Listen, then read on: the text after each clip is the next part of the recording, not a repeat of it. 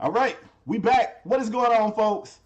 Welcome to a brand new, exciting episode of Strong Arm Sports. Man, you got two regular Joes who are huge sports fanatics who come together and make this show, man. We do this show every week. We got links everywhere, man. We do a show on YouTube. We try to do a show live on Twitch. We on iTunes. We on SoundCloud. We on {PodOmatic}. Man, we everywhere. They never there. If you're new to the show, I go by the name of KSpadeTheProspect. And I'm your boy, Paris57, and together we form Strong Arm Sports. Yep. Hey, we got a show for him today, homie. We got a good one. We got a good one. Can I kick it off? Yeah, hell yeah. That's what you're here for. Let's go. Hey, this topic right here might get these people a little upset. We got to take it to the NBA. I know that's where you want to be anyway. NBA? Let's get it. We're going to take it to the NBA, and we're going to take it out to the West Coast, and we're going to take it to Golden State. We're going to take it to the Bay Area, the Yay area. Right. We're going to talk Steph Curry wins the MVP unanimously, Spade. Mm-hmm. How do you feel about that? Well, I mean, he was deserving. He was deserving. I mean, let's face it. The man was clearly the MVP. If he hadn't won the MVP, we would have had to go on a hunt for whoever was responsible for him not winning. He deserved it. Not only did he have a legendary season, but the guy had a legendary season really not playing many fourth quarters. That's what's so crazy. He was the scoring leader, damn near playing 3 quarters a game. Beautiful performance. I feel some kind of way about him being the first unanimous winner, but that just highlights a whole nother problem. But before I go into that, how you feel about it? You mad?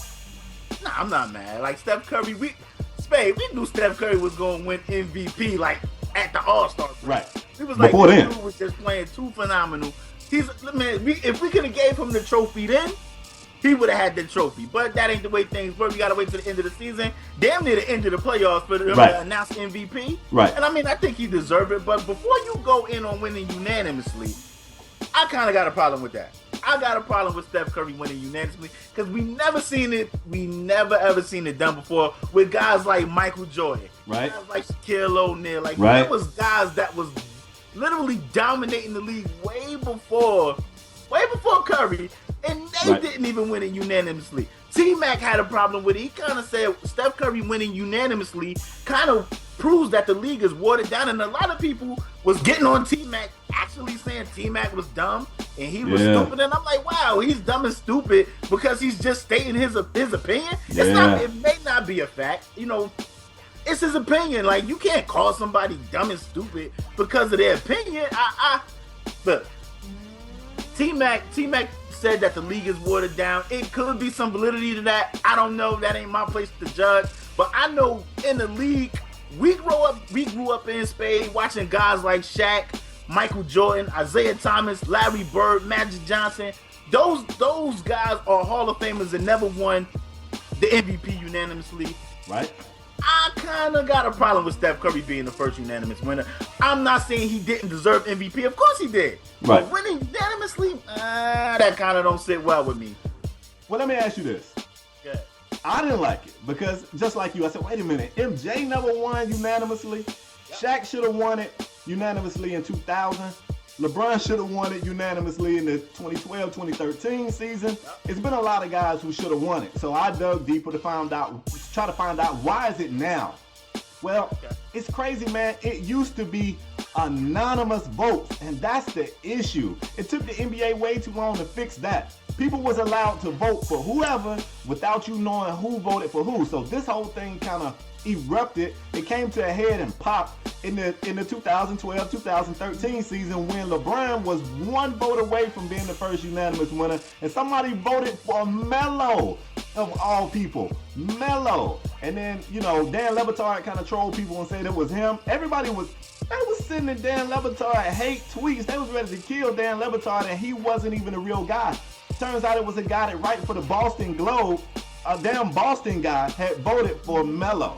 And after that, they decided, you know what? We're going to publish who's voting for who. And I think that's why we got the first unanimous vote. It ain't even that people just like Steph so much more than anybody else. It's that now they don't want to be put on Front Street for being the guy who out there wilding out, voting for strange people. They don't want to be that guy. I'm all right with it from that. I kind of want to bring it back around to T-Mac and this whole watered down thing. I do think the league is watered down. People don't like that. I think the league is watered down. I don't think that this, however, is a representation of the league being watered down. This is only a representation of you can see who's voting for who. Is the league watered down? Of course, man. Look at these ticky-tack fouls and look at all this flopping and all this mess that goes on in today's NBA. It's the way of the land, man. It's definitely watered down now. And that's not even a knock on the current people. Games go through trends, and right now where the NBA is, it is a softer time. I get it. Yeah, man. Like LeBron came out and said something. I don't even want to say what he said. I'm gonna leave that to you. But LeBron said some things, and people are calling LeBron a hater, and he just mad. What's wrong? My question is, what's wrong with that? Like, why do they gotta be buddy? To me, it's too much buddy in this league. Like, let somebody be like, nah, I'm the MVP, or I deserve it. And right. I'm gonna show y'all why. Like, man, people, they used to hate Michael Jordan. They used to hate Isaiah Thomas. Word on the street is Michael Jordan and Isaiah Thomas hated each other so bad that Mike was like, if Isaiah Thomas is on the dream team, I won't play. Exactly. I'm not playing. Like, ain't nothing wrong with somebody having a problem with another guy.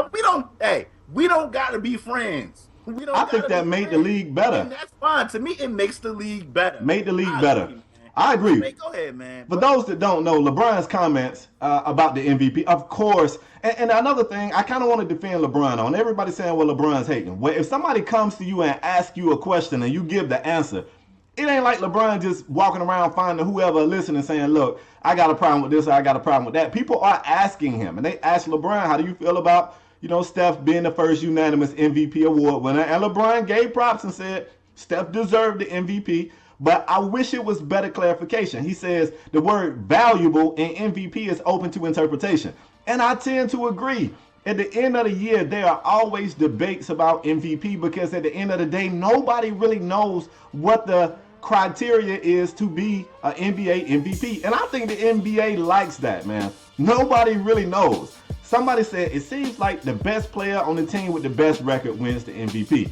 Well, if that's the case, let's call it the best player on the best team. Let's not call it most valuable. LeBron has an argument, bro. When it comes to value, I don't know if there's another person more valuable in the league than him. And this could be a debate. I ain't trying to get into it, whether you're here or there. But let's face it, we saw Golden State beat some pretty good teams without Steph. Like, that team is really good without Steph.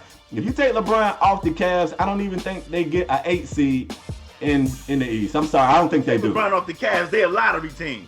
They're in the lottery. I wouldn't go that far, but I mean, they ain't in the Eastern Conference Final. They ain't sweeping teams. And I like Kyrie. Y'all know he a Jersey dude. I like Kyrie. But we seen what Kyrie did with the Cavs when he was in charge. And right. You know what I mean? We seen what Kevin Love did when he was in charge of Minnesota. They was lottery team. Hey, LeBron, I actually like LeBron comments because I'm like, yeah, I see the Cavs going to the finals, and we're gonna talk about Golden State and OKC a little later. But if Golden State was to meet up with the Cavs, I like it because that maybe we'll see LeBron take Curry. And, with a healthy Kyrie and a Kevin Love, maybe it'll be a better series than it was last year. So I actually like LeBron comments, and I hope that both of these teams make it to the finals because I want to see the collision. I want to see that. He wasn't even disrespectful, though. That's what's so crazy. He wasn't even disrespectful to this guy. He said he was deserving. Spade, it's the same thing with T-Mac. They wasn't disrespectful. Man. Miss Spade, me and you talked off camera. Mm-hmm. And did you tell him about the comments Bruce Bowen said about T-Mac? Yeah, Bruce Bowen was really upset with T-Mac's comments, and he went as far as to say, T-Mac, you're not in the league anymore, and I feel like T-Mac is just mad that Steph Curry can do some things that T-Mac never could do. Newsflash, Bruce Bowen, T-Mac can do some stuff that you couldn't do. So if T-Mac just mad at Steph, how do we know you not just mad at T-Mac? Bruce Bowen, have a seat. You wasn't even that good anyway, bro. So anybody, if you want to bang the cannon on somebody being jealous of a skill set, I'm looking at you. I'm looking at you sideways, Bruce, because we all know healthy T-Mac was that dude. Healthy T-Mac was it. Injuries is the only thing that stopped T-Mac. Bruce Bowen, on the other hand, was just on a good team. Let's be for real. Also, LeBron was asking about the coach of the year, and he gave an opinion that a lot of people said. He said he feel like Terry Stotts should have won coach of the year. They lost 4 starters. Portland lost 4 starters and made it back to the playoffs. Really, they made it to the same spot that the Portland team made it to last year. And that you got to give Terry Stotts credit for that. I definitely don't feel like a guy who didn't even coach for half of the year could be coach of the year. I mean, but anyway, LeBron is getting a lot of flack for his comments. I don't know how y'all feel about it. I don't feel like LeBron said anything wrong. I don't feel like he was disrespectful. I like it. I personally like it. I want people. I don't want this league to be so damn buddy. And so far, this whole league is just Mr. Hand Slap, show love. Yeah. Nah, I want some of this. I agree. Want some of this right here. Like, I agree. This is going to be great. This is going to be great, especially if both of these teams are able to make it to the finals. Definitely agree. Able to make it to the finals. But Spade, one more point I want to make. One more point I want to make. Going back to Curry being voted unanimous. I seen somebody on the comment section said Westbrook couldn't even get one vote. I said the same thing. Tied most triple doubles in the league and couldn't get one vote. 18 triple dubs. That don't sit well with me. Yeah. Like that just don't sit well with me. And if I'm not mistaken, I think Kawhi finished second. Kawhi finished higher than LeBron. Wait, LeBron finished third, right? He finished third. And Russ was fourth. Yes. 18 triple doubles for a point guard. Yeah, man. I'm interested to know what the fans think. Leave your thoughts in the comment section down below. If you with us live right now, leave your thoughts. We reading them as we go. We're going to take questions at the end of the show like we always do. Let's move on. Wait, one more question, and then I'll let you go. I want to know, the listeners, do y'all even care who's second or third? Like, I kind of wonder that too, because somebody was saying, I think LeBron is upset that he didn't at least finish second. Well, I don't know if LeBron cares about finishing second. What do they get? You know what I'm saying? So if you're a player, do you care if you LeBron, I feel like it's a slap to the face and I love Kawhi. I like Kawhi's game, but let's face it, I'm not even sure if I don't know if Kawhi is that team's first option. You look in the playoffs, I think LaMarcus Aldridge was really their first.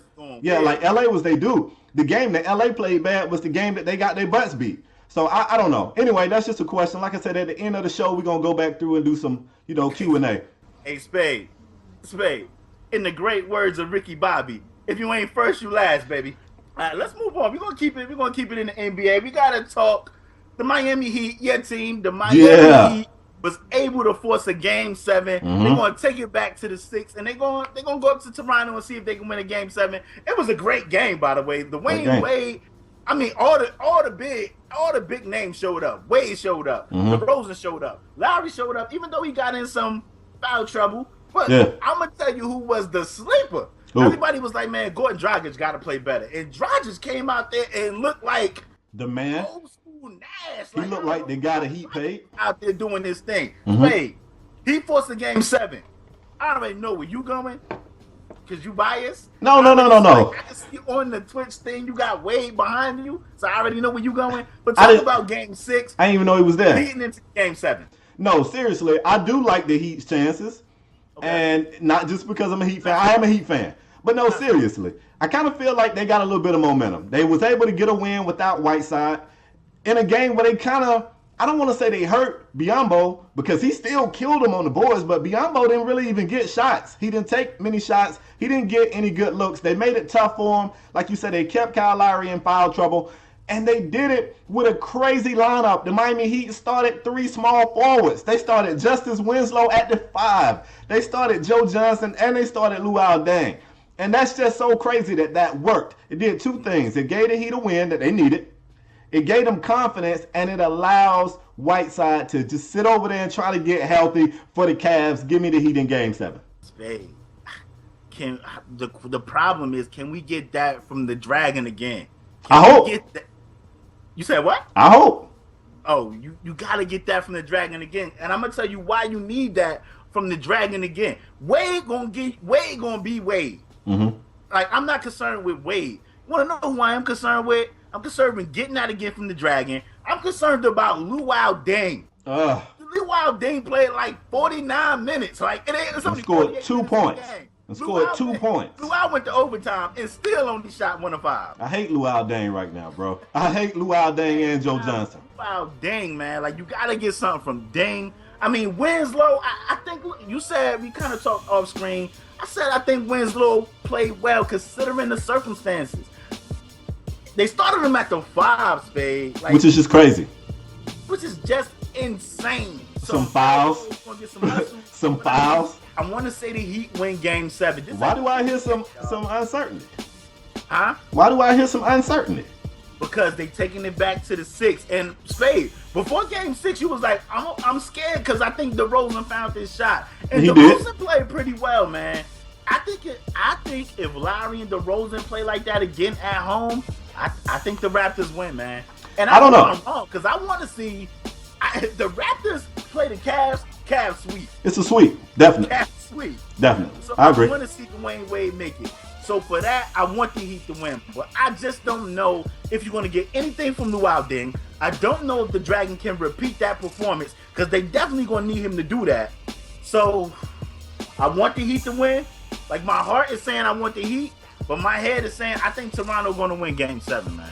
It really doesn't matter, and I hate to say this because I am a Heat fan, but these two teams are killing each other. It's injuries. It's a lot of overtime games. They putting all these minutes on these players. Yeah. And the Cavs just sitting over there with their feet kicked up by the pool, sipping on pina coladas, well rested. I hate that these two teams are beating each other up so bad because whoever gets to the Cavs got a monster just sitting there waiting on them. Yeah.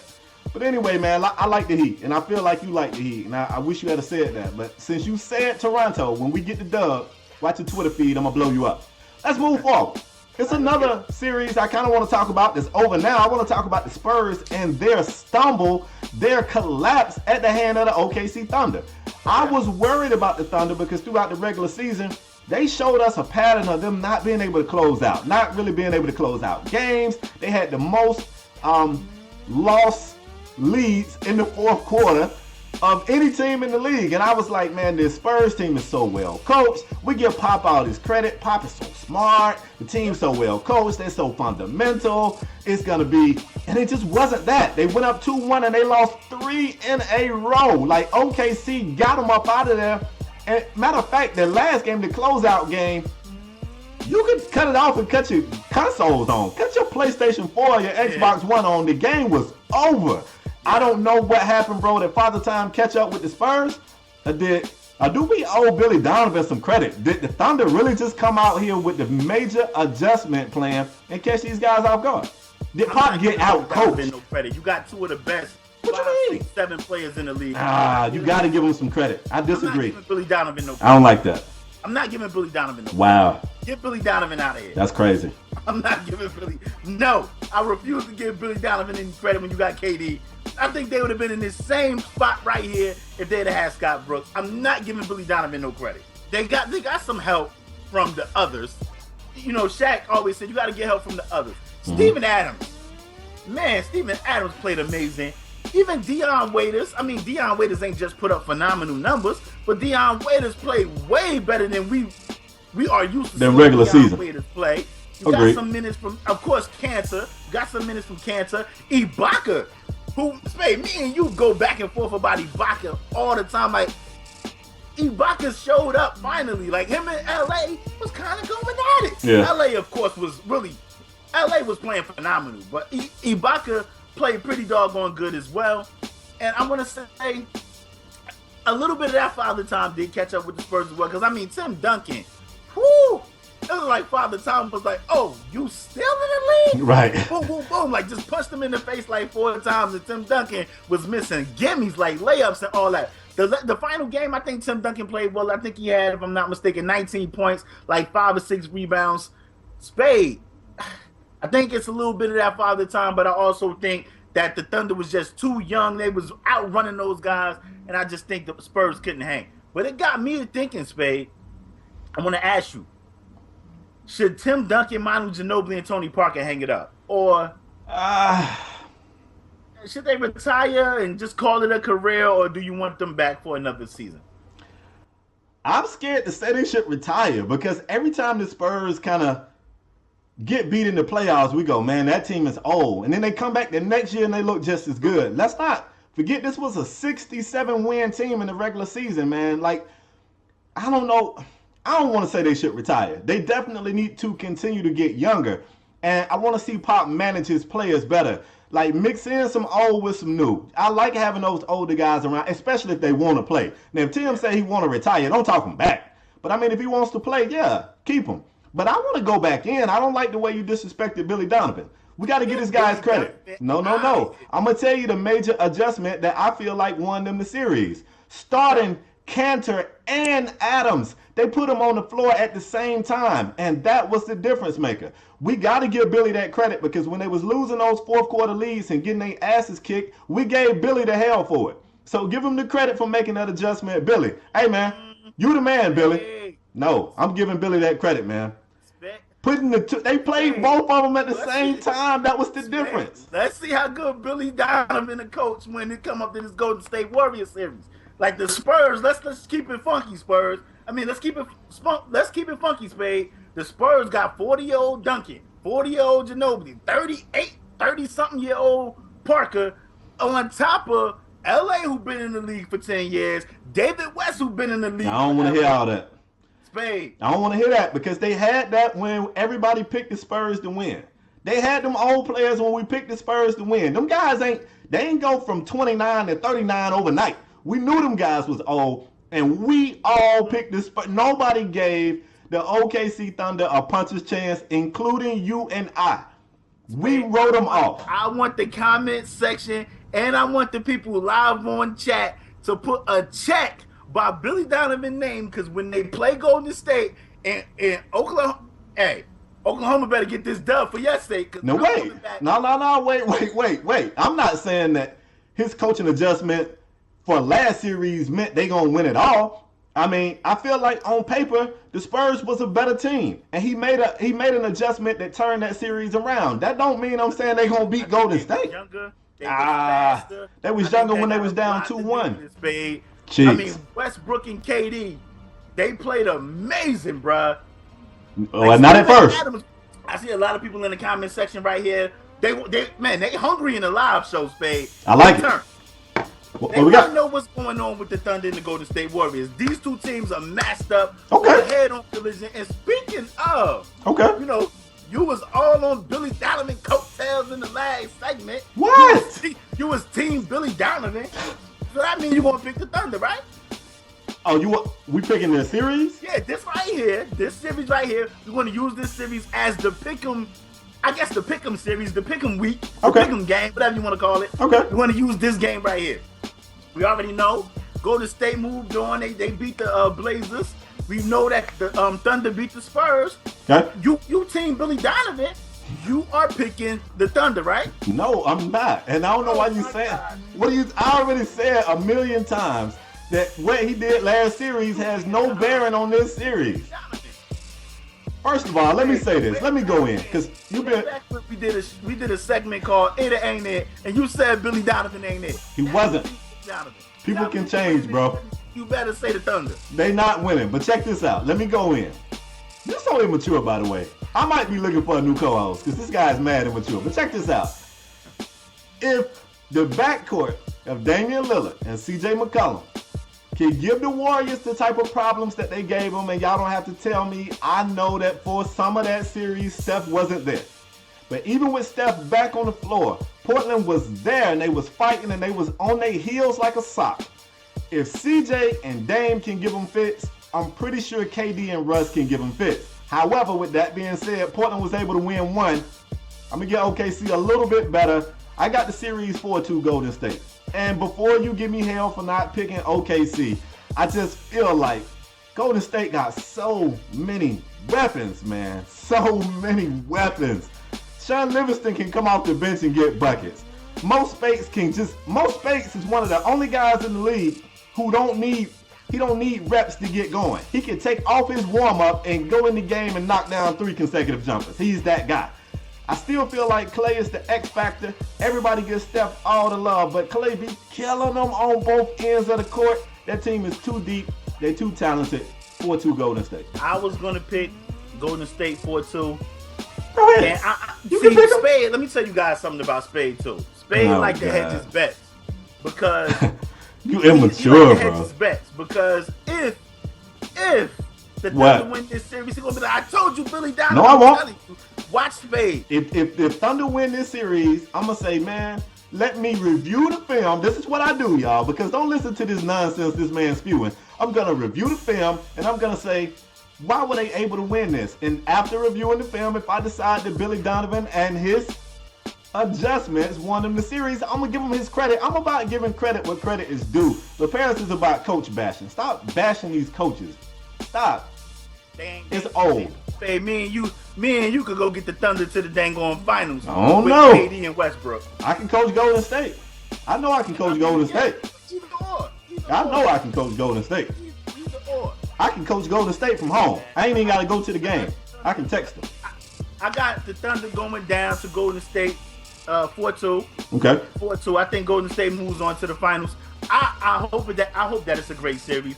I'm more interested to see the Westbrook versus Curry matchup. I don't know if they want to defend each other, but a lot of people, man, my Twitter was on fire this week, Spade. People were saying, man, Curry is an excellent defender. He led the league in steals. Like, everybody was Team Curry this week right here. So I cannot wait to see Curry versus Westbrook. Also, Westbrook got that dog in him, Spade. Yeah. Westbrook got that, I ain't getting no votes. I ain't getting out one vote for MVP. He's gonna be going at Steph Curry. They probably knowing Golden State, they probably gonna put HB Barnes or Klay Thompson on Westbrook and put Curry on like Roberson, so Curry don't really gotta defend. Yeah, that's exactly what they're gonna do. And they probably gonna put like Draymond or HB on KD. On KD. So the others, for the Thunder to even have a chance in this series, all jokes aside, the others really going to have to step up again. You're going to definitely need Adams and Cantor. And Cantor was putting up, if I'm not mistaken, big numbers against the Warriors earlier in the season when they played. Like, Cantor was balling. But for them to even have a chance, the others got to step up. They're going to need a lot more from Waiters. They're going to need Randy Foye or either Payne to do something. Like, can one of them show up? They traded Augustine, who's known as a bucket getter in the league. They traded him for Randy Foye, and they just wasn't getting anything from Randy Foye. Well, let me ask you this. Like, the others really got to step up. Ibaka he's going to need to do what he did against the Spurs or more, because Draymond going to be Draymond. He's going to complain about everything. He's going to get in the ref face. Yeah. That dude going damn near average a trip dub. 12 points, 8 rebounds, 6, 7 assists, 8 assists. That's what Draymond going to do. So the others are definitely going to need to step up, man. They're going to definitely need to step up. Let me ask you this. At least have a chance. But I got the Warriors. Coming out of the West. All right, man. I'm going to do something we don't do often on this show, man. We're going to go to the diamond. I want to talk about Nats pitcher Max Scherzer with 20 Ks. It was an amazing game. In fact, it won my boy over here some money on FanDuel. It really did. Like, legit, man. The dude had a crazy game. Not only did he throw 20 Ks for like the 6th time since like 1912 or 1913, but he gave up 2 homers in that game. Like, you usually don't see it go that way. Usually when a pitcher has that dominant of a performance, it's like a shutout. But the man gave up 2 homers and still was just throwing Ks left and right. So that was an amazing game. Like I said, I'm not a huge baseball fan. Baseball just kind of dull to me, man. I say put them boys back on the roids and let them do some bat flips, and I'll tune in for it. Home runs and bat flips, I'm there. That's what I want to see. But this was an amazing performance, bro. I know you saw it because it won you some money. What you thought? We got to take it to the NFL, and it's gonna be a short NFL topic, man. A very short NFL topic. And y'all know I like to talk me some NFL, but we gotta take it to Philadelphia. Okay. Spade, if you don't know, we talked this subject about a couple of weeks ago, and Sam Bradford asked for a trade. Then Sam Bradford said, if I can't get a trade, I'm gonna retire. I don't want to play. They kind of doing me wrong. They done moved up in the draft and they drafted a quarterback in Philly, and I don't want to be a backup, even though he signed the contract where he's guaranteed like $22 to $24 million. Yep. Sam Bradford said he wanted to be traded. Yep. Spade, this week, if you guys didn't know, Sam Bradford done went back to Philadelphia and was like, I rescind my trade. Right. I don't want to be traded. Right. I got to mend these fences, paint these fences, whatever I need to do to be a part of this team. Sam Bradford is down for the cause against Spade. What do you think about Sam Bradford? I think somebody in Sam's corner finally got to him. And I hate that it took so long. Like, initially, he probably was upset, and it wasn't anybody around to talk about it, doing something stupid or saying something stupid. And he comes out and says, hey, you know what? I want to be traded, or I don't want to be here. But instantly, somebody in his corner should have said, whoa, Sam, hold up. This looks bad for multiple reasons. For one, you look like you're saying you're afraid to compete for the job. For two, you look like an entitled brat right now who really hasn't proved anything. And like I said when we brought this story up, you was like, do he have the right to be mad? Well, you got the right to be mad. You can be mad whenever you want to be mad. It's how you deal with it. And he dealt with it wrong. Somebody tried to save him. I honestly feel like it's still too late. I think he got teammates that probably don't care for him at this point. If I played for the Eagles and he came back to camp, like, I don't have no love for him after all that. Not me. No, he don't got a right. When you saying Bradford, you don't got a right to be mad. You signed this contract. 2 years, I think it's 20-something million. Sam Bradford is getting paid like he's a starting quarterback. The word on the street is he's going to be the starting quarterback. We got to wait and see for how long, because we know the rookie quarterback is back there just waiting. Trying to learn the playbook. Hands him the clipboard. Yeah. But, I mean, Sam Bradford went about this the whole wrong way. He went about... Sam Bradford, if you guys didn't know, Sam Bradford has made $77 million over his NFL career, which is a ton of money. You know how many touchdowns the guy threw? 77. Sam Bradford has made $1 million for every touchdown he's thrown, and he never led a team to the playoffs, never had a playoff win. Sam Bradford has never made a Pro Bowl. Like, what would possess Sam Bradford to think he was it? He was it. Sam Bradford didn't even play the whole season last season. He got hurt last season. So what would make Sam Bradford think it's going to be a ton of guys going after him, thinking, you know, oh my gosh, Sam Bradford is on the market. We got to have him. He's trash. He's trash. I don't like Sam Bradford. Sam Bradford got a lot of nerve. And they said he got a million fences in Philly. If I was Sam Bradford, I would make him paint the facility fences. You don't like him? Gotta go. Wait. You say you don't like Sam Bradford? He's trash. The nerve of you. The nerve of you to ask for a trade. The nerve of you to ask for a trade when you ain't even it.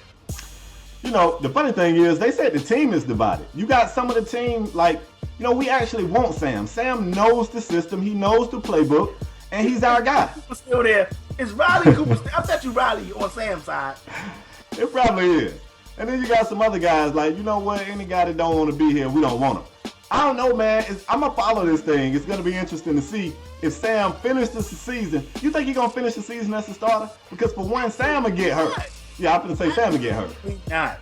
Sam Bradford has never finished any season as a starter. Yeah, so, I mean, Sam, you're on borrowed time. Anyway. Games, if I'm not mistaken. Let's talk about Fitzpatrick. If you guys haven't heard, Brandon Marshall came out earlier this week, and he said that he wants Fitzpatrick back. Said he wants Fitzpatrick back. But if they just don't re-sign Fitzpatrick, Brandon Marshall said that they're going to be just fine with Geno Smith or Bryce Petty. And they also drafted Hackenberg, but he didn't mention Hackenberg. He said Bryce Petty and Geno Smith. Right. Spade, one, what you think about those comments? And what about Fitzpatrick? What should Fitzpatrick do? Because, I mean, it's getting close to camp time. What's going on with Fitzpatrick? Well, as far as B. Marsh and his comments, he said what any receiver would say. He had a pretty good season last year. I guess you could give the bulk of that credit to Fitz. So, yeah, he's got a little bit of chemistry with him. They had a good season together. I'm sure he would like him back. But at the same time, I mean, Geno know how to throw it high. All you got to do is throw it high to B. Marsh. You're a big, strong receiver. He going to get it anyway. B. Marsh is smart. He's trying to actually play both sides of the fence. Tell you something about receivers. Receivers like to be thrown to, okay? Okay. Whoever the quarterback is, Brandon Marshall don't want to make it sound like he said anything bad about either one of them. You know what? Yeah, I'd like to have him back. But if he don't come back, I'd like to have Geno. Well, if it ain't him or Geno, I like Bryce Petty. He like whoever gonna throw him the football. I get it, Brandon. I don't blame you. As far as Fitz, man, go to camp. Go to camp. You're older. How old is he? 32? 30? 31? I know he's over 30. You're over 30 years old. You really haven't accomplished much.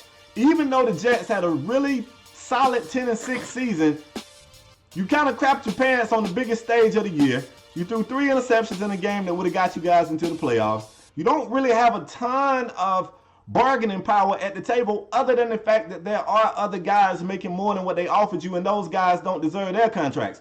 But if you the Jets like, just because so-and-so overpaid for this bomb don't mean we got to overpay for you. Go in there, take the $8 million this year. I thought it was 10, but I read somewhere it was 8. So the thing might be moonwalking backwards. You better sign for 8 before it's 6. Take the deal, bro. Go play some football. Everybody says he's an educated guy. He's a smart guy. I think he went to Harvard. He's got other things he could do, and he does. But $8 million is tough to make anywhere legally. So unless you finna go be the next Heisenberg, go make your $8 million, man, and play some football. It's a fun sport. Spade. For Fitzpatrick to have that big brain, that big Harvard brain, he ain't too bright. Because I'm going to tell you what. He needs to go to the school where Revis went and pimp the contract. You get your $8 million, and you load your contract with incentives. So if he throw 30 touchdowns, to get another $1 million. If Brandon Marshall or Eric Decker make it to the Pro Bowl, you get another $500,000. If I make it to the Pro Bowl, if Fitzpatrick make it to the Pro Bowl, he get another $2 million. If the Jets make the playoffs, I get another couple $500,000. You can end up making like $15 million based on incentives. Good idea. So Fitzpatrick, be a little more brighter, pimp your contract. My dude Revis got the game figured out, because Revis will go sign a 1-year deal somewhere, win a Super Bowl, and be like, I'm in. Right. Then go sign a 2-year deal somewhere else, pimp the contract, and be like, I'm opting out after year 1. Then he'll go sign. He said, okay, I'm done, and I'm going to go sign a 5-year contract or 4-year contract with the Jets for a boatload of money. Fitzpatrick got to learn how to pimp the contract. Use that big Harvard brain. Fitz. Let me ask you this. I'm telling you, I like Fitz. He's a perfect fit. He's a perfect fit with what the Jets want to do, and I would like to see him back there, man. Like you said, wide receivers just like any quarterback that'll throw it to him. I don't think Geno is it, and I'm a little afraid of letting Bryce Petty get the handing him the reins over there. It's too early. It's too early to say Geno not it though. Bryce Petty need a lot more work. Yeah, I'm talking about Geno. Like Geno showed some flashes. I know Geno wasn't great all the time, but let's face it, Fitz wasn't great all the time either. I think it's too early to say Geno not it. Geno was supposed to be the man, and if he had to just paid his teammate back, we wouldn't even be having this conversation about Fitz. Right, but this the best we've seen the Jets look in a very long time, Spade. Yeah. And I think a lot of that we gotta give Fitzpatrick a little bit of credit, man. Oh yeah, definitely. He had a good, but I want Fitzpatrick to be a little bit smarter and pimp that contract better.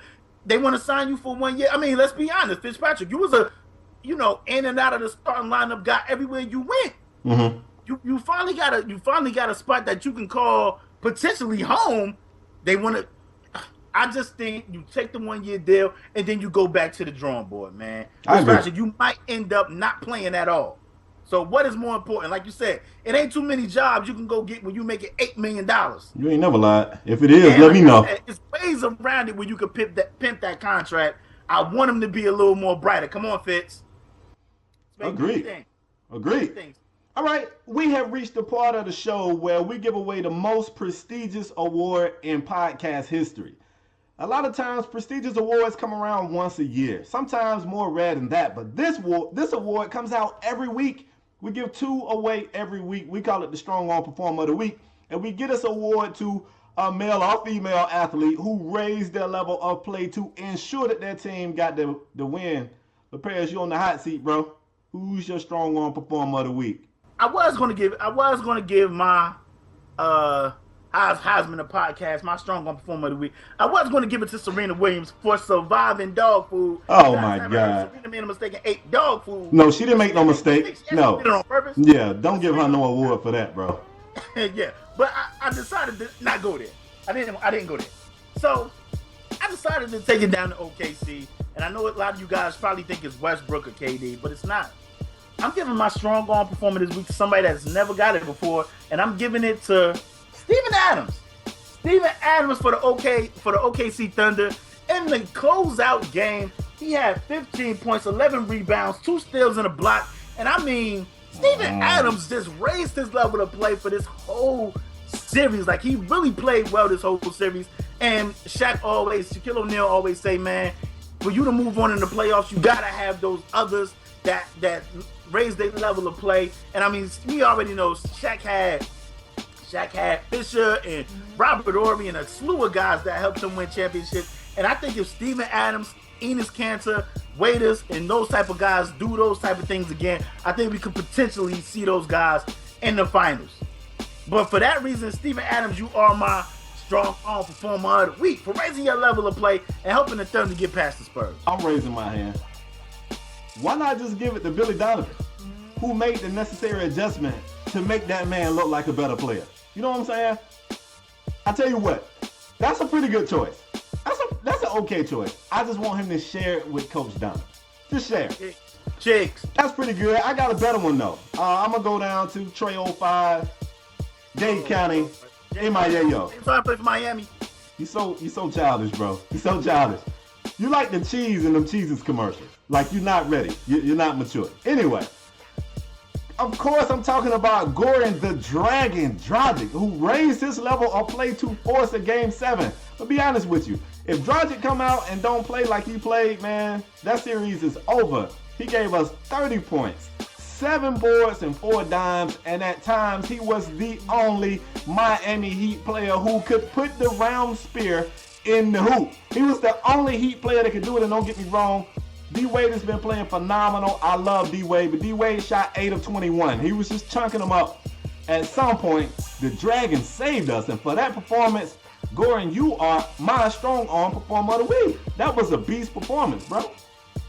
Now what don't look like you ain't sure. It was. He better bring it. He better bring it in Game 7 because y'all gonna. Bro, we talking about Game 6 right now. Let him celebrate his trophy before you put some pressure on him. Win Game 6. He did. Guess what? It's an elimination game coming up, and they gonna need him again.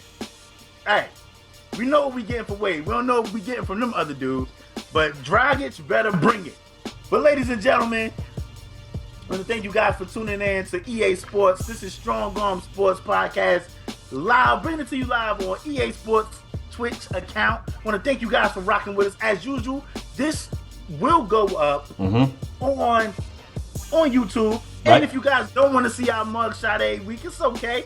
We got audio podcasts everywhere. We got audio podcasts on iTunes, SoundCloud, ऊPodOmatic. You can plug us in, you can download us, plug us in, listen to us while you driving, while you studying, doing your homework. Y'all already know get good grades. So it is, if I'm not mistaken, it's finals, it's prom week. Hey, introduce us to your prom date. You go on to prom, plug us in, you're going to be like, who's those guys?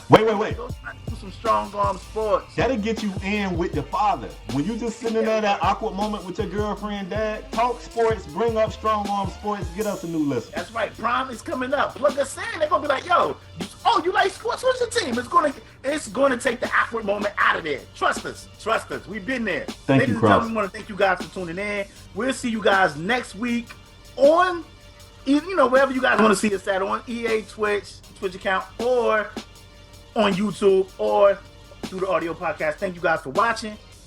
We'll see you guys next episode. Peace.